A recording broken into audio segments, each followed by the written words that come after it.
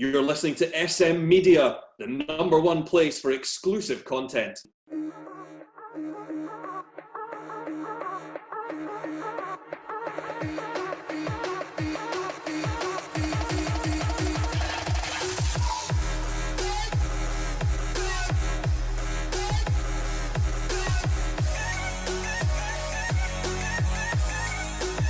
Hi everyone and welcome to this week's episode of the Scottish Football Show right here on SM Media. I'm Scott McPike, delighted to be your host as always, joined as always by Mark Wilson. Mark, how are we this evening? Fine, thanks Scott. Enjoyed a lovely weekend of Scottish Cup football, knockout competitions, my favourite, so I really enjoyed it up until 3 o'clock today. Good, gritted teeth there, but we'll take that. Rory Lloyd's here as well. Rory, how are we? Yes, not too bad, all good. Watched my hometown team, Stranraer, get well and truly humped the day, and then went on and watched Old Firm as well. So it's been a great day of Scottish Cup football, and looking forward to discussing all the talking points. Definitely. We're just going to run through the results quickly, and then we'll talk about a few different subjects. St Mirren 2, Inverness 1 on Friday. Motherwell took penalties to beat Morton after a 1-1 draw. The D United beat Forth for 1-0 on Friday as well. We'll move on to Saturday. Kilmarnock 3, Montrose 1. Aberdeen won in penalties in Stephen Glass's first game after drawing 2-2 with Livingston. They won in penalties, and St Johnstone won 2-0 against Clyde on last night. We'll move on to today. Stranraer 0, Hibs 4, and we are just recording after Rangers 2, Celtic 0, and we are being joined by another guest on the show who's running rather late.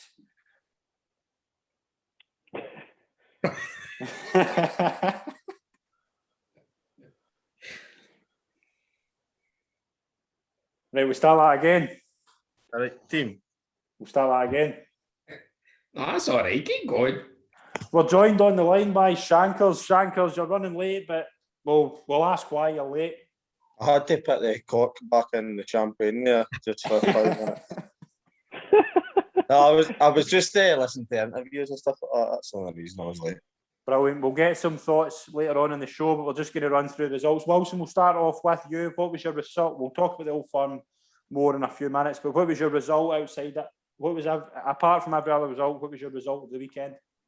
I think the Kilmarnock result. Again, I know I could hit record on this every week for the last few weeks. I think the impact that Kyle Lafferty's had at Kilmarnock since he signed is going to keep us up and probably get us to the Scottish Cup final, I would think.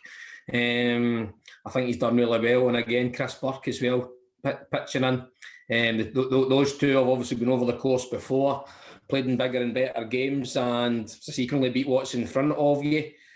I say the only, and we'll touch on it later, I think the only kind of shock so far in the Scottish Cup this season is that Bobby Madden gave Celtic a penalty at Ibrox. In terms of results and things, I think the favourites are kind of showing their mettle and going through, but I think that was a potential banana skin. Although I must say, I did feel a wee bit sorry for Montrose that they had to play on Thursday night in Glasgow and then Saturday morning in Kilmarnock. I find the scheduling absolutely bizarre. I know Stuart Peter didn't use it as an excuse in his interview, but a wee bit feel sorry. How much credit goes to Tommy Wright for the turnaround in fortunes over the last few weeks, Wilson? Well, when he first came in, the results were equally as bad as they were under Alex Dyer. But if everything falls on the manager, he's got Lafferty in the door, got on playing well. I mean, I don't think Kelly are playing particularly much better than they were doing. But when you've got a goal threat like that, the key is get in the box. He's kind of rotated McKenzie, Kilty are playing as that number 10 behind Lafferty. I don't know if you saw the third goal. Yesterday's again, Lafferty putting pressure on the goal. He makes a mistake. Kilty's there to knock it in. So again, if the manager takes all the flack, as I tend to give managers on here, the managers must take the credit. So if Tommy Wright signed Lafferty and done all the bits, then Tommy Wright deserves credit as well. Definitely. Rory, what was your result of the weekend, apart from the Rangers-Celtic game? There wasn't really any shocks. Like you say, I think it's one of those ones, the lottery of penalties, if Morton sneak through, holding a Premiership team, a Championship team who are really, really struggling. But again, Inverness put up a good show in Paisley, came away with nothing. Cup football is about winning, it's about getting through. I don't think there was any results at the weekend because you're looking at the kind of the lower league teams and going, he's put up a good fight, but he's got nothing to show for it. And then you're looking at the top tier teams and going, well, the aim of the game is to get through, but you want to put on a good performance against the lower league teams. So it's really, really difficult to pinpoint, a standout result of the weekend. Celtic Rangers, I know you've said to kind of admit that from kind of discussion with the result of the weekend, but there isn't really a lot else in terms of cup shocks or anybody you wouldn't have expected to get through. Motherwell, like I said, got through the most difficult way in terms of penalties, but all the teams you expected to go through went through, but probably not in the way you would have expected. So it's very difficult to stand here and say, Kilmarnock won 4-1, was it? But beating Montrose, was it 3-1? So beating Montrose isn't it's nothing to write home about. And if you're still conceding goals against League Two or League One opposition, then I'm not sure that there was a result of the weekend, to be honest. Shankers, will ask you for a result of the weekend, but I think I know your answer. I'm going to go left field. I'm going to say a Broth result against the United.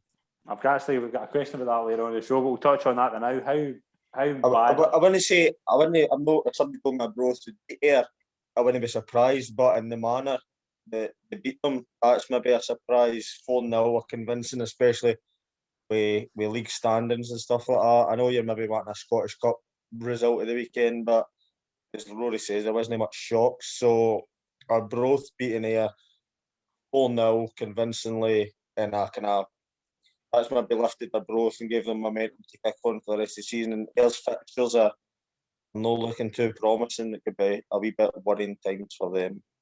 Dick Campbell actually messaged me, Scott, to thank me for questioning that he could have been sacked. And that gave his dressing room a wee bit of motivation. So he sent a wee bottle for me and a wee thank you letter. So I'm taking a wee bit of credit for that result. Two dicks texting each other. Brilliant, but How long have you been waiting to say that? Brilliant, but we'll move on to the game that was just finished literally not even an hour ago for when we're recording this, but I'm going to just give everybody the floor. Rangers 2, Celtic 0, Davis and Kent with the goals. We'll start with Wilson. Wilson, your overall thoughts on the game?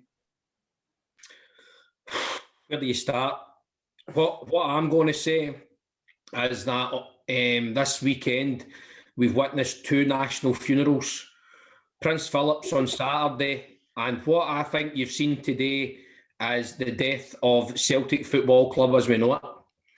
Again, there's obviously been change at the top with Peter Law outgoing and Dominic Mackay coming in. But with that management team and that group of players, then I genuinely can't see 10,000 season tickets being sold. Because, again, yes, they created some chances, but again, with no heart, no desire, no work ethic. Edward pouncing about that field for 90 minutes and how he wasn't subbed off. Kennedy starting Laxalt in front of Taylor and then making the change at half-time. The whole club is an absolute mess. And even the likes, and you know how much I rate Callum McGregor as a player, I think he looks gone as well. I think he would rather be somewhere else than playing for Celtic.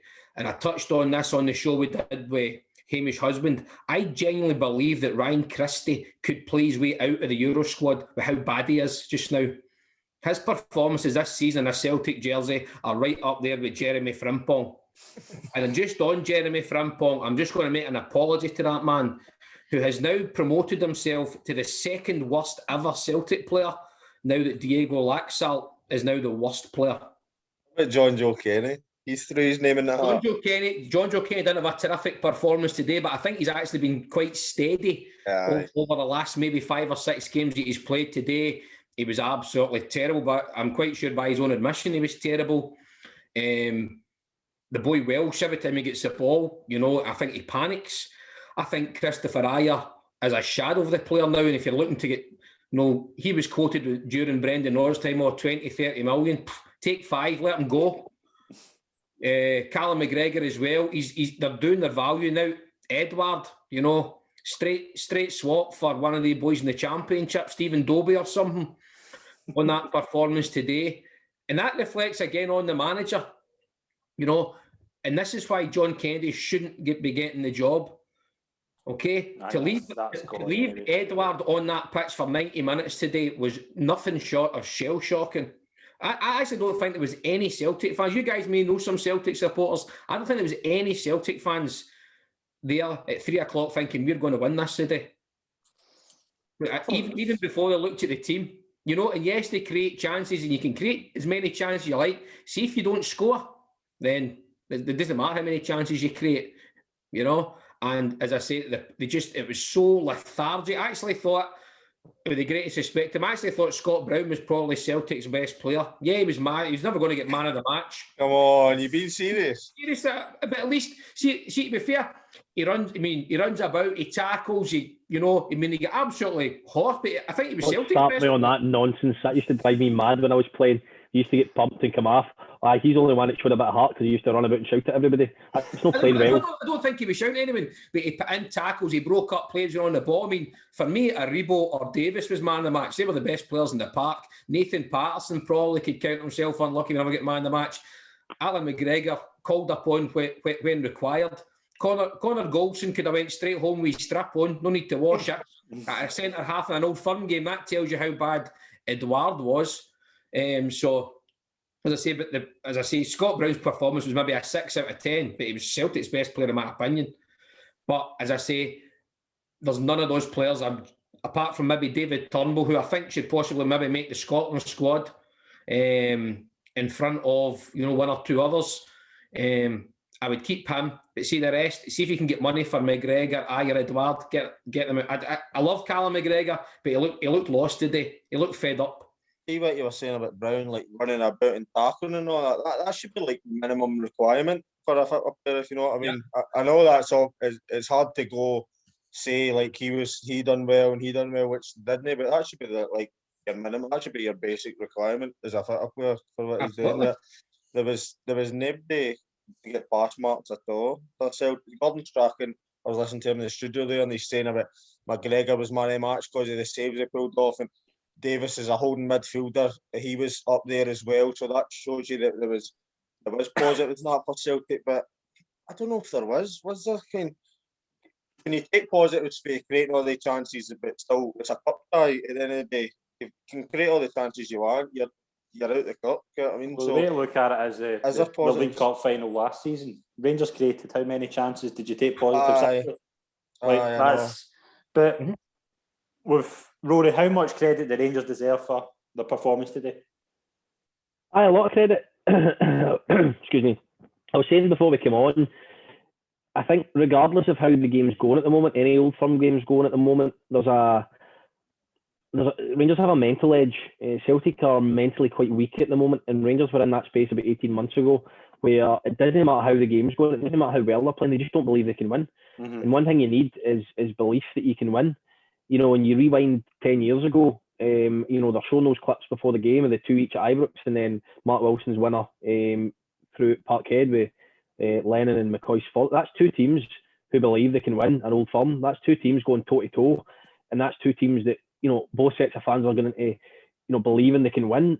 For the last since Rangers have been back in the league, it's always been Celtic are going to get over the line regardless of how they do it, and now it seems to be the other way about. So I think Rangers do deserve enormous credit, but I said in my prediction that the law of averages suggests that Celtic would score a couple of goals a day. How they've not scored a couple of goals is beyond me.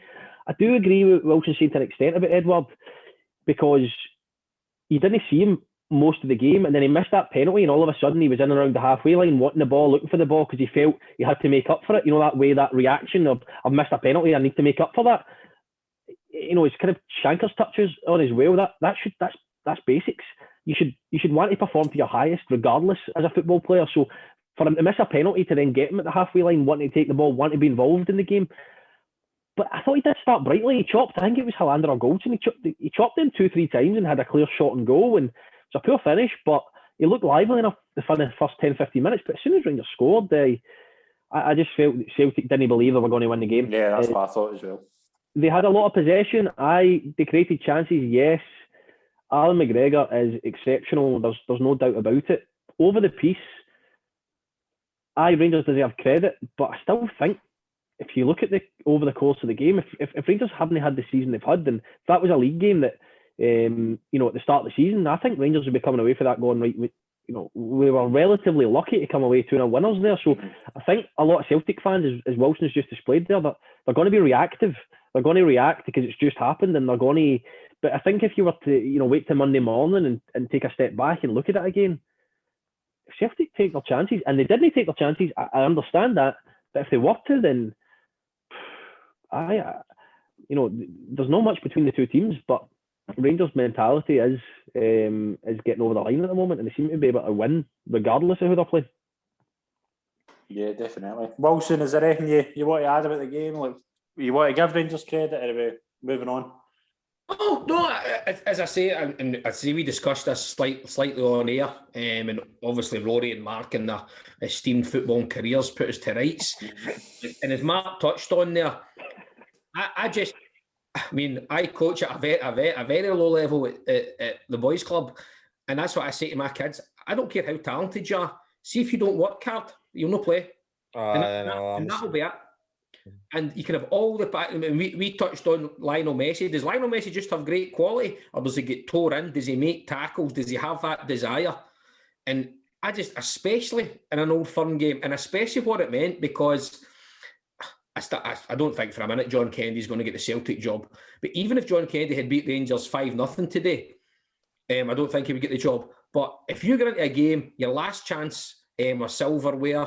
Celtic season's over. They can go to Dubai again tonight if they want, because their season's gone. That was their last chance, and it just looked as if they couldn't be asked being there. Yes, I agree that the early goal made them a wee bit flat. But as I say, and I touch on it again, Brown was the first booking, even though it wasn't a booking. But what was that? 50 minutes in. I know Welsh should probably have been booked as well, where it led up to the goal. But, and I'm not saying you have to get booked and blah, blah, blah. We've been over all ground before. So what are you saying? What are you saying? If Brown's the best player for running a boot, and Brown caught your eye, or was Celtic best player because he got booked, what are you saying? What has made him the best player? He was always trying to get on the ball. He always offered himself. He put in tackles. He was industrious. He worked hard. He looked as if he was up for it. So did Christie. He passed the ball at the park every time he got it, and I agree with you. But he didn't stop looking for it. He was still looking for it. He was still getting on the ball. He was still exactly the same as Brown. Brown wasn't kicking out the park. Christie right, was. But I agree with you. But your whole basis of Brown tries harder. He wants the ball. I think Christie does as well. He just wasn't very good. But I don't think Brown. I'm only talking about today's performance. I really don't think Brown was either. I think he was, like I said, off air, like. Who do you think was Celtic's best player today? I don't think there was a best player for Celtic, because at the end of the day, you've got your strikers there who have chances, but no taking them. But Brown, for me, like I said, and this is going to be controversial because he's had an unbelievable 9 years in terms of his trophy haul, but you rewind 10 years, that Rangers team of 10 years ago were dominant in a lot of games against Celtic, and Brown couldn't get near a lot of the boys. And then you fast forward 10 years when Rangers I appreciate that Rangers have had a transitional period of 2 years and have been in the league, and Scott Brown and Celtic have been dominant over Rangers, but they're finally at a point now where they're challenging Celtic. Scott Brown's nowhere to be seen. He's just nowhere to be seen. Aye, he ran about. Aye, tried hard. Aye, he won trophies for 9 years. He's older as well. So Steve Davis was better than Scott Brown today. Has every Old Firm game since Steve Davis been better than Scott Brown? Has he not? No, absolutely not. Absolutely not. But and that's, I agree with you. That's not what Rangers fans would have you believe. I personally believe that's a what I'm saying is Celtic were so poor today that Scott Brown was their best player. I didn't think so. I don't think he impacted the game. How many times did Ryan Kent walk by him like he wasn't there? I think Wilson's getting slow. I mean, we thought even last year, I get that, and it was highlighted in the Scottish Cup final against Hearts that he's lost that even. But Brown was at fault for the first goal. Brown was at fault for the first goal. He guesses which way Kent's going to go, and he's sent for a hot dog, right? And Kent turns the other way. That's more about Ryan Kent's It doesn't quality. matter if it's the halfway line. That is your last line of defence before your actual defence, who you can't rely on. Scott Brown has gambled on the halfway line instead of taking 3 steps back the way and going, you know what, I'm going to keep him in front of me. He's gambled and went right. Kent's went left. Like I said, sent him up on the stand. And that experience which Brown's meant to have, he's part of the problem for the first goal. The first goal then leads to being 1 down, and the confidence is completely drained. So I might have looked for the ball after that. I might have ran a bit, but you know that experience, what you're looking for is to go right. The ball's coming into Kent in the halfway line. Let's take 5 steps back the way and face him up. Don't get caught out and let him turn and run directly at our defence and cause a goal. But that's there's my still point. plenty That's how bad Celtic were. That in my opinion, Scott Brown was the best player. I don't think he was. I just think he was as bad as everybody else. Well, he was the best of a bad bunch then. But as I say, Really? I think the first goal was more about Ryan Kent taking them on than anything else. Now, if you had Ryan Kent's pace up against Scott Brown, what would be the first thing you'd be doing? Going at him. The same as Aribo had maxed out in knots, going left, going right, going inside, going outside. You know, that's what he has. You know, pick on the weakest player and exploit it. Of course you do. So Laxalt's at no fault because Aribo skinned him, just the same as Brown's. So Brown's no at fault for getting skinned by Kent. In my opinion, Aribo was man of the match. So you pick on the weakest and make yourself look good and go, and he took him on all the time, so it shows how poor Laxalt was. Aye, but I don't see how you can say Laxalt was poor for, you know, Aribo skinning him, yet Brown's at no fault for Kent skinning him in a half wheeling. Did I ever say once that Scott Brown wasn't at fault for the first goal? What I said was a better quality from Ryan Kent, and I just felt that Scott Brown was the best player on that poor Celtic team today. I never once said he wasn't at fault for the first goal. I thought he killed him a wee bit for the first goal, if I'm being honest. But he's no legs. His legs have completely gone. Well, why is he in that position? Correct, Pikey, correct. At 34, 35, whatever age he is, he was Celtic's best player on the park. Right, absolutely terrible. Right, answer this then. Why when after that Lille game was his Sorrow getting all the credit how good he was? Would Sorrow get beat like that today? Well, exactly. And this is why the manager was sacked, and this is why John Kennedy should be sacked, because they're picking the wrong players at the wrong time. I think the Browns only played today because it's a Scottish Cup, one last hurrah. It's a last hurrah, yeah, of course it is. He's picked in that team for that more than I'll pick a team to win this game, and that's not the way it should have been. That's a great point, Shankers, because and this is what I was going to touch on as well. Is John Kennedy showing loyalty and to twist it around? Is Steve Clark going to do that? Because I watched Stephen O'Donnell yesterday for Mullen. I think Stephen O'Donnell's a smashing player, but Nathan Patterson's performance today, I'm thinking, would I play him? You know, Scotland's right back. I thought we saw a proper performance. Steve Clark's still out to Stephen O'Donnell, who's been there over the course, because Patterson looked very, very Patterson's good. got to go. He's got to go second choice. I would stick with O'Donnell, but take Patterson's backup. I agree with you 100%. I thought we saw a proper confident performance by a young player who whereas the opposite of Kenny, who I don't think relished the Old Firm occasion, I think Patterson did. Today, I think Patterson was... When your team's winning all the time, you're high in confidence, and he did well in Europe, despite, you know, whatever happened after that and all that we've touched on. But I would wholeheartedly agree that, I mean, I think depending on the next 4 or 5 games and whatever happens in the friendlies, I wouldn't honestly be surprised to see Nathan Patterson line up. If he keeps that standard of performance up. The only thing that could kill him if he goes and gets banned and then basically season's done. He's no playing. That's the only thing I think that could kill him. Would that not be a domestic ban rather than a total football ban? Aye, but I mean, then he wouldn't get to play the rest of the season. Whereas if he plays the next 3 or 4 games and he does well and he's leading up to it, but whereas if he gets banned and then he doesn't get any football and then he's getting no games until the Euros, if you know what I mean. Well, Scotland's got 2 friendlies. Is it Holland and Luxembourg? Luxembourg. For me, I would rather pick players that are playing leading up to those games rather than if Nathan Patterson throws out for a few weeks. I just think he's different through what we can get. I think if you take O'Donnell and Palmer, like, say O'Donnell's having a bad game or we're getting exploited down that side, you're replacing like for like, so it's likely the same thing's going to happen. I think if you're going to take 2 positions, 2 players into the same position, you want 2 players who can give you different things. So would I start O'Donnell in the first game of the Euros? Absolutely. Would I feel comfortable after 60 minutes if I were 1 down and need more down the right hand side, bringing Palmer on? I would just leave O'Donnell on. What would be the point? There would be no point. So you may as well take Patterson. And my opinion, I agree with Wilson. I wouldn't have any problem starting him. I wouldn't personally start him. I would have him on the bench and I would start O'Donnell. I think O'Donnell deserves to start, but I don't see the point in having Palmer there when you can take Patterson. I just don't see the point. And as I say, when you're up against Foden or Sterling, you know, Patterson's got a wee bit of pace quicker than probably Palmer and O'Donnell. You know? Not even worth thinking about going up against somebody like Sterling. And I don't think it matters what 3 are at right back, to be totally honest. They both them. We'll take some fan questions as well. This is a big one I want to touch on first of all. Wilson, how much has Edouard's price tag dropped over the past few weeks? 10 million.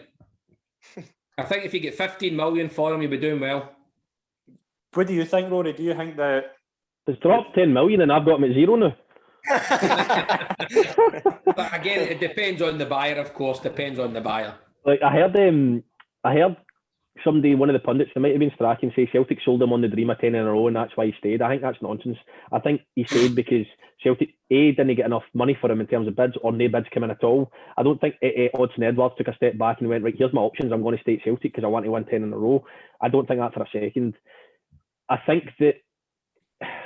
Was that the same as the Morales stuff?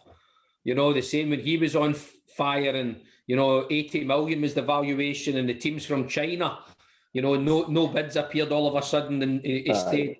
I think that's a lot of agents get involved and try to generate interest to try and get bids. But I think over the piece, again, might be a controversial comment. I think Edouard possesses more quality than Morelos. I think Morelos is playing on a better team at the moment. I think football people and football guys will know what Edouard can do, and that I do agree with Wilson. His valuation will have dropped, and I think Celtic, with the transition they're going through, probably would take 10, 12 million for him at this moment in time if it was offered to them. But so I do think it has dropped, but I think people who know football, scouts at these bigger clubs who will be interested in Edouard will know that players can go through difficult periods and clubs can go through difficult periods. It would be a worry for me, and I agree with Wilson 100%. It would be a worry for me watching him today, though, and how lethargic and how disinterested he looked until we missed that penalty. Like I said, he had the right 10 minutes, but it's not good enough if you're Celtic's main striker to go through 75 minutes of the game and look disinterested. So I do believe his price tag has dropped considerably, but I still think that Celtic would be able to get a decent amount of money for them. But I certainly don't think he was sold on 10 in a row, and that's why he stayed. I don't think there would have been a substantial bid put in for him last season or in January there, but I do believe moving forward that he will go to a bigger club, and I think he's good enough to go to a bigger club and do well, but certainly not for the money they would have got for him maybe 6-7 months ago. I'm going to throw in a question as well, just before we touch on a few other things, but did anybody hear John Hartson's comments after the game about he was telling people that he thought Celtic would win 12, 13 in a row? They thought the gap was that big. Do we think the Celtic board thought that which is why they appointed Neil Lennon? Do we think that it was overconfidence in the part, which is why this has happened to Celtic? I don't know if it's overconfidence. I just think at that period of time they were far superior, so they maybe thought there was no need for change and that they were in the driving seat, which they were at that time. I just think Rangers have got stronger, and I think what Rangers are now, you could see the makings of it. Since Gerrard came in, they gradually improved.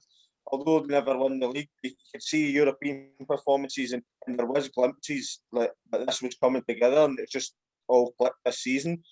But it goes back to like Brendan Rodgers. Brendan Rodgers, what he put in place for then Lennon to take over, it was what Rodgers had put in place was already there when Lennon took over for 6 months to a year, and then Lennon was starting to get his own stamp on it, and that's when it started to change for me.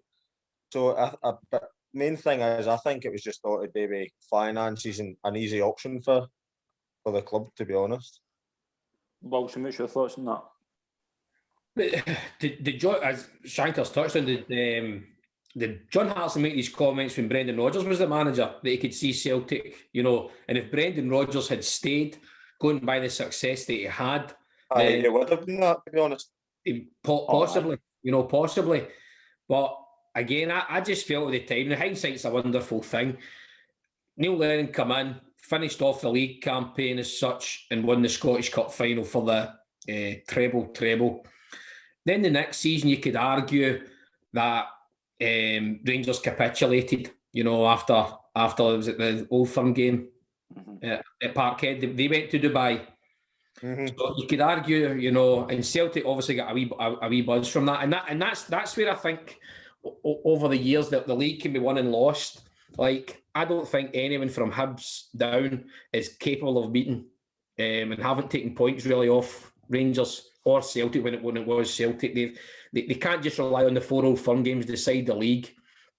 Rugby Park proved a difficult place for Rangers over the years. Easter Road proved a wee bit difficult. Pittodrie was always a kind of a stickler one for Rangers. So over the years, those places have proved difficult. Whereas Rangers this season have just kind of steamrollered through everyone. And it's not even as if there's been, they're going to Fir Park and they've won 2-1 with a last-minute penalty. They're going there and scoring 5 goals. So I think when Hartson made these comments, you're thinking, right, maybe when Brendan was there, and Brendan Rodgers leaving was a surprise to everyone at the time, And then how do you say to a guy, look, can you come in and help us at the end of the season? He finishes off the league, I know there wasn't that many games, and he wins the Scottish Cup. Aye, how can you not give him the job, basically? Aye. It was a wee bit of a stickler. That's a great point. I think he went to Easter Road in the Scottish Cup, in one of his first games, and people forget it was nip and tuck with the league when Lennon took over. And it's easy to say this season Celtic capitulated and there wasn't a challenge. Rangers did capitulate, but Celtic were excellent under Lennon for a spell, so they've given him the job and for that interim period, but he's produced the goods, so it's very difficult to ignore that. Recruitment. Somebody mentioned recruitment, and that has been. I was thinking it was John Hartson. He mentioned recruitment, and that is, I think, that Rangers recruitment at the start of the season, the Celtic's recruitment. Although Celtic would have been happy with what they've done business-wise at the start of the season, but that's what it came down to. I mean, somebody was talking about the amount of loan signs that Celtic had and the amount they were starting in the games and stuff like that. It's just, for me, it's come down to recruitment not being good enough, and obviously there's loads of other things, but I think that's one of the main things. Players that have been recruited just aren't good enough. But as much as you show loyalty, which they did with Lennon by the well documented, offered him the job in the showers, etc. Surely, and as I mention all the time, you're probably bored. After that first Old Firm game in October, how no football person on that board or in those stands could see what was happening. Aye, what was coming, yeah. And that rot set in and rotted their full season. And it was almost, and I can understand why the question's been worded that way, in terms of it stunk of a wee bit of arrogance, going to Dubai, defending the trip, then coming back and apologising for it because of the public outcry. That's what I felt the arrogance was. Mm-hmm. And as I said, and some of the Celtic fans didn't spend money. They spent money, but as Shankers said, the recruitment was absolutely deplorable. But what do you do with the players though? Like, obviously, I know the loans, but you've got the likes of Barkas there at 5 million. Get 2.5 for him, get him out. Right, but what do you do? They've managed to get 3.5 for Klamala. So Dick Turpin must be running the New York Red Bulls. I can't believe. Let's see if Barkas can go to New York and all. But that's what that leads on to the next question. This is actually from a friend of the show who's actually been on the show. What would you say to Eddie Howe right after that game, Wilson? Well, I wouldn't talk to Eddie Howe because he's not good enough to manage Celtic. He's managed 2 tin pot clubs in England, and this is a massive, massive job. Now, if someone, and again, this is a point I wrote down earlier when I was doing my research. Could you have seen? Now, you had the chance. The only bit that Elyounoussi did well in the game, set up the chance for Edouard, albeit it was a great save from Mcgregor, and Edouard blew the rebound over the bar. Would you have seen Martin O'Neill or Gordon Strachan standing at the side of the pitch applauding that? Or with the arms up in the air? Right. Maybe even the used to do the thing where they used to jump up and speak in that. Or the Graham Murray headstands. Rather than going, brilliant, Edward, you missed that for 2 yards out. I mean, it's bizarre. The whole Celtic situation is completely bizarre. And I wouldn't go near Eddie Howe with a barge pole. But where do you go near that? It's no going near Eddie Howe. Is Eddie Howe sitting watching that going, is this a squad I want to inherit as well? Well, that's what I was trying to add. That's what Rory will probably have a better insight on this in terms of how the workings. If Eddie Howe's watching that today, is he thinking, see if I get that job, I'm going to be allowed to sign 15 players rather than 3 or 4 because they're all terrible. So Eddie Howe's going to be given a clean slate. Whereas for me, I think if Celtic maybe do what Rangers did with Gerrard and give him, the blank canvas, on you go, 3 years, the Celtic support ain't buying that. No, they ain't buying that. It comes to Eddie Howe as well. You have to look at his signings when he's been given a lot of money as well. At Bournemouth, he gave a lot of money and he's not going to get anywhere near that money. and some of these signings as well for the cash that he had wasn't good for a club like Bournemouth. So, and you can get away with those signings at a team like Bournemouth because the expectation isn't there, but the expectation levels is night and day for Bournemouth to Celtic.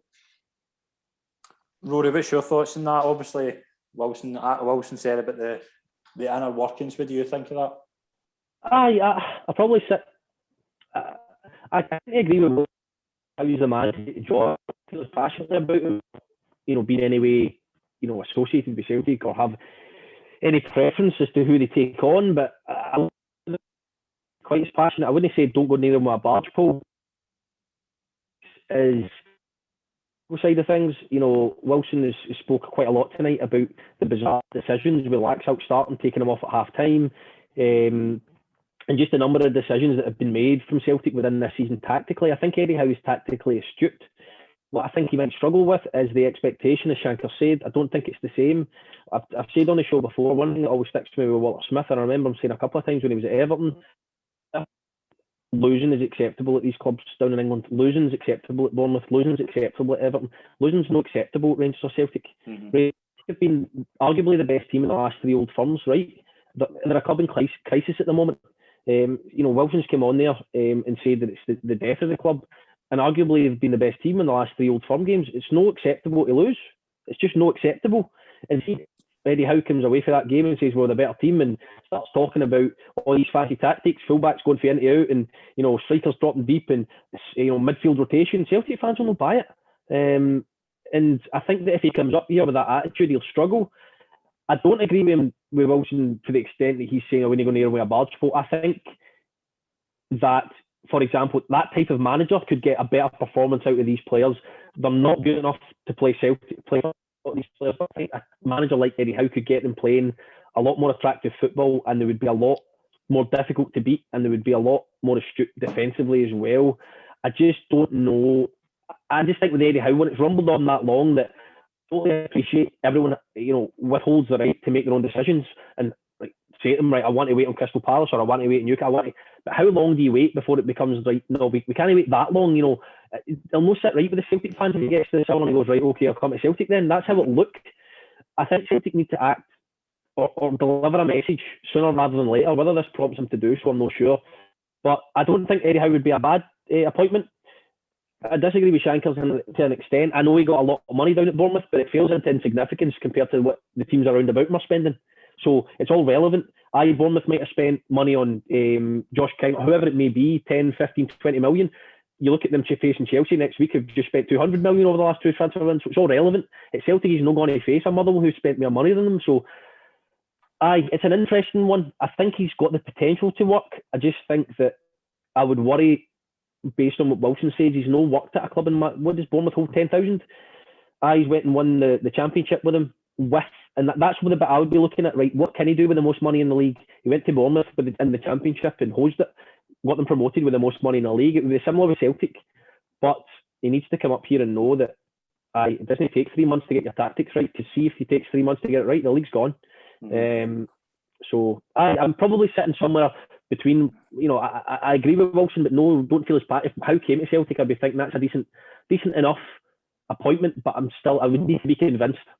Right, well, can I just add on to that question? I'll ask you three. If Eddie Howe was the Bournemouth manager still in the Championship, would Celtic be approaching Bournemouth to speak to Eddie Howe? No. Absolutely not. They would approach him, but they wouldn't get him. No, I don't think they would approach him, but Celtic, Eddie Howe's name's been linked because he's not in a job. They say, in a similar vein, Roy Keane to a certain extent. Now, I absolutely love Roy Keane, player, pundit, person. I think he's fantastic.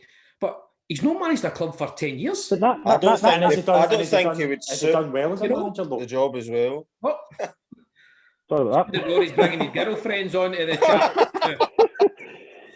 I think that's just common sense, though, Wilson, that you would automatically link somebody who's a free agent, and Celtic would want exactly, but I hate that. And it was, again, and I was passionate about this.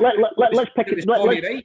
Let's pick another name because he didn't have a job. It was Graham Alexander because he didn't have a job. Why can't clubs like Celtic go in and say, just for example, I want Roy Hodgson as a manager. I'm going to Crystal Palace and I'm going to get Roy Hodgson. Right, so let's flip that on its head. Let's take Daniel Farquhar, the guy, or whatever his name is at Norwich, right, who is very similar to...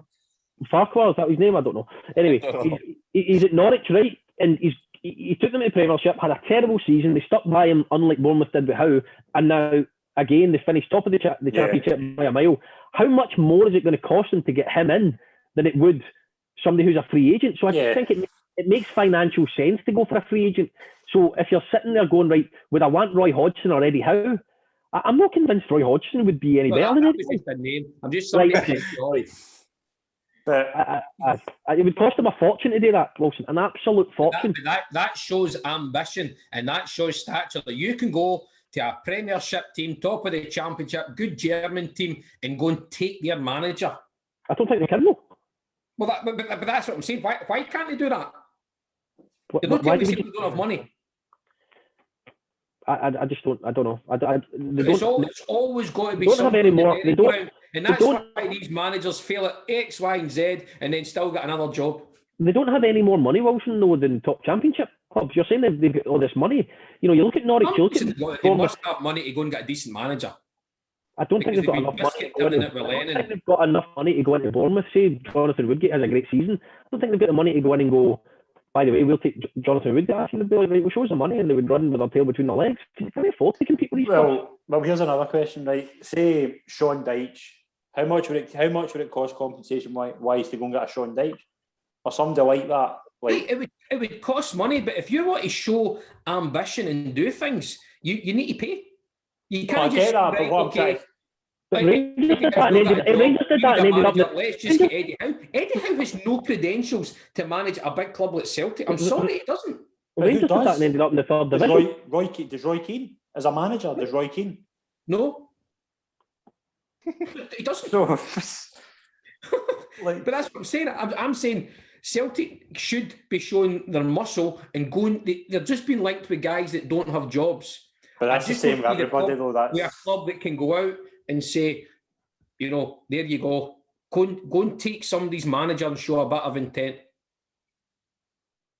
We'll move on. We'll touch on a couple of things. This is an interesting one. I'll give this to Rory.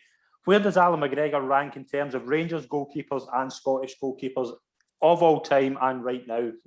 Would Alan McGregor walk into the Scotland squad right now if he was available? Are you kidding? Well, you've asked two very different questions. As the guys have just said there unanimously, yes, he would be Scotland's first choice without a shadow of a doubt. And that's absolutely no disrespect to David Marshall, who's a good keeper. He's just no of Alan McGregor's standards, which, you know, I don't what I think I was trying to say is, do you think he possibly could come out of retirement to get into the squad? I don't think he will. I think he could. But I don't think he will. You know, you're talking about arguably the Scotland's one of Scotland's greatest ever goalies, especially at club level. Certainly, he's phenomenal. Now, obviously, I watched Gorham during the 90s and things, and Chris Sutton asked McCoy directly today and basically said, "It's your job. Tell me who's better." I seen that. And McCoy said, Gorham simply because I played with him, so I could appreciate him more. And I think he had 0.5 year difference between the two. So, I think him and Gorham would go down as probably the best goalies to have played in this country at domestic level. I don't think there's any argument about that. But certainly, if he decided tomorrow to turn around and say, right, I want to be number one in the Euros, I know that Steve Clarke's a loyal guy, but I think he'd be biting his nose off to spite his face at that point if he started picking Marshall ahead of him. Do you think there's a bit of McGregor that maybe is like, I wish I was having a crack at the Euros, and a crack at the Champions League, and then he could be retired? Do you think there's a bit of him that's quite wishing he did stay, or do you think he's that type of person that coming across his interviews and that, he doesn't really look after about a lot of things, so he's probably not that bothered? Quite possibly, but I genuinely think if he'd turn around and say that, I personally think Steve Clarke would still go with Marshall. I think he's that type of manager who shows like loyalty or whatever else. But like I said, would that be cutting off your nose to spite your face? Would taking Palmer instead of Patterson be cutting off your nose to spite his eye? I think it would be. I think Palmer's not really featured, so you still take him as your second choice, in my opinion, though, because he's been there right throughout. So we'll see. But aye, McGregor's top draw, world class. I'd go as far as saying he was in that bracket. Certainly. We just said that earlier on, talked about Scott Brown, like John Kennedy's played Scott Brown because it's his last season and all that, being loyal to him, but it's that never cost him the game, but he could have played somebody else that gave them a better chance. Surely you want to go to Euros with the best possible chance of competing. And Liam Palmer's been there all the way through it. I get that, but there is a better option there. I agree with you. Yeah. That's why I think he'll cut off his nose to spite his face. Like I said, I think it's just loyalty. That's what's worked and that's what's done. And I'm going to sound ultra pessimistic here. But if it wasn't for this new format, we wouldn't even be at the Euros. So I think there's got to be some loyalty, a degree of loyalty. But I think you've got to make the most of the opportunity. And if you had Alan McGregor, why would you not take him? Why would you not take Nathan Patterson? I agree with Wilson as well. Like, you've got your starting midfield. Take Charlie Gilmour. He's different. Is that Billy's brother? Charlie Gilmour, what have I got for? He used to play with Arsenal, something that guy, Charlie Gilmour. I don't know where I picked, but take Billy Gilmour. Like, if these guys are going to sit in the bench for the majority of the time, if you need a wee bit of something different in one of the group games, why would you know? Why would you want? Kenny McLean's a cracking player, but and he'll go. I'm just picking him as an example, but why would you replace Kenny McLean and John Fleck? Why would you bring these guys on who are going to give you the same as the guys that are coming off? Like, I help them there, but have one or two things up your sleeve to go, do you know what? He might just be that one, and if for 10, 15 minutes, what are you going to lose? Now that Ryan Jack's been ruled out, Billy Gilmour has to go for me. But he's not been playing. I don't think he'll start. McTominay's going to start there, I would imagine. But as I say, as Rory says, something a bit different, something that the Czechs and the Croatians, the English guys will know him, but something a wee bit different, a wee surprise element. And I don't think for a minute, even look at the boy Patterson the day, I don't think these boys would be faced it. Facing 50, 90,000, whatever it is at Wembley, if we get fans in, of course. But I would definitely be putting the both of them in the squad. Who would you take in the squad at, for instance, David Turnbull or Ryan Christie? I'm just trying to think of players that are going to be competing against each other for positions. But basing on like the run into the end of the season on form, you're looking at Turnbull. But who would you go away with between like Turnbull and Christie? I think based on performances at the moment, it's David Turnbull every day of the week. But I was speaking about Steve Clarke's loyalty. I'm just watching today, for example. Now, I think every corner Ryan Christie's hit this season has hit the first defender. So David Turnbull can at least get the ball over the first defender. Mm-hmm. But I think Ryan Christie has that bit of energy. I don't think Ryan Christie will start. I think he'll go with Fraser. I don't think Christie will start. Mm. Right, last question before we finish up. Obviously, the news today about the European Super League. It's not related to Scottish football, but I'm keen to get everybody's thoughts. Wilson, what's your thoughts on this proposed European Super League, and could it impact Scottish football going forward? I think it might, because if this was to go ahead, I think they would be absolutely mental not to invite Rangers and Celtic to some sort of league. But again, is it another example of, in effect, taking football away from the fans? There'll be guys, I know one guy in particular that has followed Rangers home and away for 30 years at least, and then all of a sudden, can he afford to go to, Paris Saint-Germain one week, then home, and then Real Madrid the next week, and then whatever, So is this an actual league that takes, like, they would be taken out the league? They would even compete in the Scottish League anyway? No, I think it's more Champions League. Champions League, it's like an actual league table format. We'll no need to worry about it, because Rangers and Celtic won't qualify for it anyway. But I do think it's not a bad idea. I mean, I actually think sometimes there's far too many teams in the Champions League. I know it's all generating money and income, etc., but again, before your time, league winners, European Cup, win your domestic cup, you're in the Cup Winners' Cup, finish second and third, you're in the UEFA Cup. There you go. Whereas you can finish 27th in the Premiership in England, and if you win the FA Cup, you get straight into the Champions League, and it's bonkers the way it's set up. But if it's no different to the Champions League, then does it make any difference? What do you think, Rory? Like, could this potentially be kind of a bad thing for Scottish football?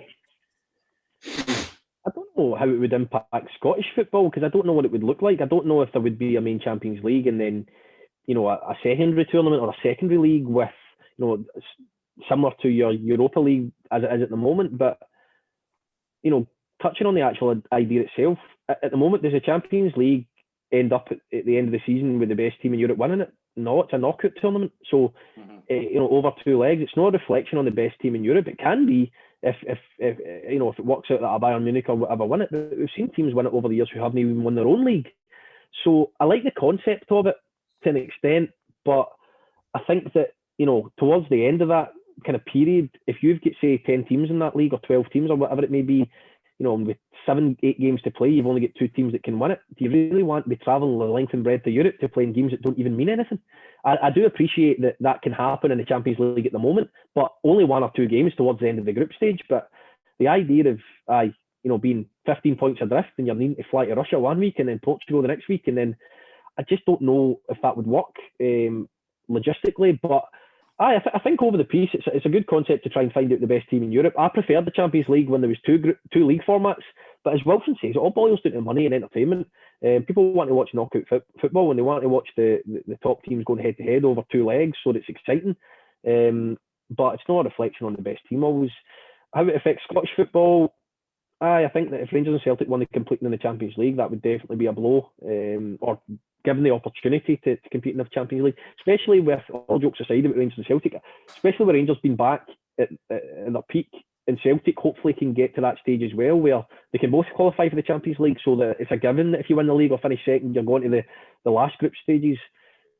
If that's all taken away and you're just getting Europa League money, it's not going to be the same. So I think all in all, being a Scottish football fan and being a Champions League fan as well, I think I would probably just prefer it to stay the way it is.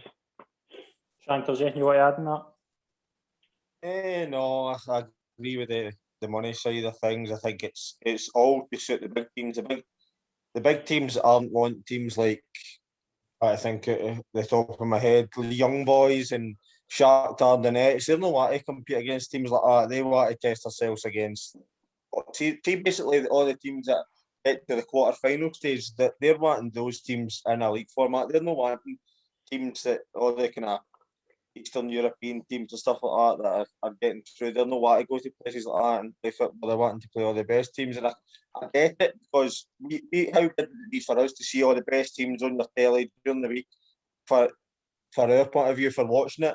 But as Wilson says, is it taking football away from the fans? It is to a certain extent. And the point about the Scottish football, I don't think it really affects Scottish football, because they're not really wanting a Scottish football sides in that league either. I think it's Rangers and Celtic trying to compete with your PSG, Bayern Munich, Madrid, Barcelona. So I don't think it affects Scottish football that way either. But I would prefer if it just stayed the way it is as well. Champions League's got something special to it. I think it's just taking football away from the fans is what Wilson says. It might be good, if Celtic Rangers get a game against AC Milan and we can see Lax out in an AC Milan shirt, and then that'd be 3 points. If they've got somebody watching his performances, he'll never put an AC Milan shirt on again unless he supports him. No, even the Sports Direct, he would get an AC Milan shirt. Wilson, we get time for your quiz question quickly before we finish up. No, it was just, and it actually killed me. It actually killed me after 10 minutes today, because I was going to ask, how many Old Firm games has Steve Davis played, and when was the last time he scored an Old Firm game? 2009, and he scored the winner against at Ibrox it was 2009. Who against? No, sorry, it wasn't. Oh no, it wasn't. Oh, we've got to take your first answer. No, it wasn't. We've got to take your first answer on that. First of all, think how many games has he played? But don't shout out your answers just yet. How many games against? How many Old Firm games has he played, yeah? I know the goal now, so I'm getting first dibs in the goal again. No. You've given us your answer on the goal. It's up to Mark and Rory to give their answer. So right, we're needing the year. The year that he scored, well, apart from today, as I say, killed me today, and more ways than won him. But the last time he scored against Celtic, and how many Old Firm games has he played? The last time he scored against Celtic was 2011. I'm sure. Rory, would you like to have a guess? Scott's guess was 2009. Shankers has said 2011. I would say, based on the fact that, yes, I would say 2011 as well. I was at the club at that point, and so that helps me. But I would say 2011. I did, mate, for 5 years, believe it or not. Well, I was there for 5 years. I know I played. 2011 is the correct answer. Cup final, League Cup final. Yeah. Right, and how many Old Firm games has he played? 23. I'll go 29. 30. I'll be 30. Shankers is at it. No, it's not. Although, to be fair, it was mentioned in commentary today. That's how I got it. Aye. It was his 30th Old Firm game, and his last goal was... Andy probably knew it last name. You read the question out. Pikey, I used to think that you were on the ball with your knowledge. But There's due a boycott for this show. But you can't compete with whatever's going on there. It said it in the commentary. If you want to speak to Ali McCoy, then speak, because it was him that said it. He said it was his 30th Old Firm game, and his last goal was 2011, and Sutton made a wee comment, whatever it was. Shankers is now the messiah of Scottish football, not you, Pikey. What about my knowledge as well? When's the next quiz? Surely Pikey has to sit out for his embarrassing, pathetic performance last week. I don't think it was embarrassing at all. It wasn't embarrassing. What Well, was it? I was embarrassed for you. 24 out of 30 or something. I would take that every day of the week. That's pretty poor if you ask me. Aye, What did you get, Shankers? You kidding? Do you not watch it? Oh, I forgot I did that. Aye, but we'll I get the same. No, it was, what was it I got? 20 out of 20, was it not? All right, now. I might, You said to get 24 out of 30. Well. whatever it was. I thought it was 2 rounds of 15. I might do a Scottish Cup special next week, because that's the quarters next week. Very good. On a serious note, at the end. Sorry? Junior Scottish Cup. Shankers, you could just put 25 medals, mate. You know what I mean? I'd be interested to know how many of those games Stevie Davis has won or lost. That'd be quite interesting to know. And with Scott Brown playing as well at the same time. Just for a little heated debate earlier, it'd be interesting to know. Scott Brown won 29. Steve Davis won 1 today. Davis did score in one. No, he scored in the league. Because it was one where he scored and he celebrated. He slid in and he finished celebrating. That's the one I thought was 2009. 2009. Ran off Brown, didn't he? Ran off Brown. Brown wasn't watching. Then slotted it. Brown was carrying the quadruple treble in his back. and folk were saying Glenn Kamara's better while he was at Dundee. Brilliant. But we're going to wrap up the show at that point. I just want to thank the 3 guys for coming on the show. It's been an absolute pleasure as always. I know it's been a pleasure for Rory and Shankers, and Wilson will be not wanting this show to ever happen again. I'm looking forward to Kelly beating Rangers in the cup final. Don't worry. Brilliant. But thanks very much to everyone for joining us. That's fine. Pleasure. See you later. Cheers, everyone. Cheers. Thank you. Cheers.